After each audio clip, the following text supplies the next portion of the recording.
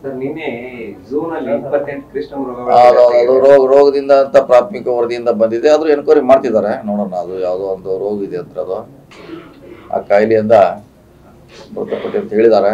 ಆದ್ರೂ ಇನ್ನು ಅವ್ರಿಗೆ ಸಂಬಂಧಪಟ್ಟ ಅದಕ್ಕೆ ಎಕ್ಸ್ಪರ್ಟ್ ಬಂದು ಹಂಗೆ ಸಾವಾಗಿದೆ ಅಂತ ಅವ್ರು ವರದಿ ಕೊಟ್ಕೊಂಡ್ ಮುಂದೆ 13 ತಾರೀಕಿಗೆ 14 ತಾರೀಕಿಗೆ ಎಂಟು ಸಾಯ್ತದೆ.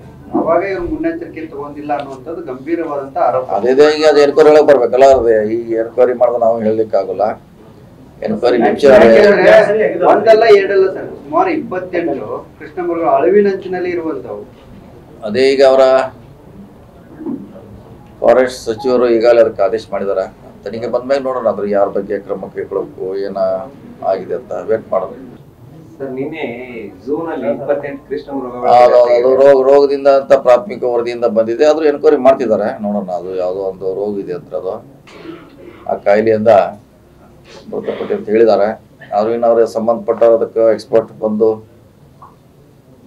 ಹಂಗೆ ಸಾವಾಗಿದೆ ಅಂತ ಅವ್ರು ವರದಿ ಕೊಟ್ಕೊಂಡ್ ಮುಂದೆ 13 ತಾರೀಕಿಗೆ 14 ತಾರೀಕಿಗೆ ಎಂಟು ಸಾಯ್ತದೆ. ಅವಾಗ ಇವ್ರು ಮುನ್ನೆಚ್ಚರಿಕೆ ತಗೊಂಡಿಲ್ಲ ಅನ್ನುವಂಥದ್ದು ಗಂಭೀರವಾದಂತ ಆರೋಪ. ಅದೇ ಈಗ ಅದು ಎನ್ಕ್ವೈರಿ ಒಳಗೆ ಬರ್ಬೇಕಲ್ಲ. ಅದೇ ಈ ಎನ್ಕ್ವೈರಿ ಮಾಡಿದ್ರೆ ನಾವು ಹೇಳಲಿಕ್ಕೆ ಆಗೋಲ್ಲ. ಎನ್ಕ್ವೈರಿ ಒಂದಲ್ಲ ಎರಡಲ್ಲ ಸರ್, ಸುಮಾರು 28 ಕೃಷ್ಣ ಮೃಗಗಳು ಅಳಿವಿನಂಚಿನಲ್ಲಿ ಇರುವಂತವು.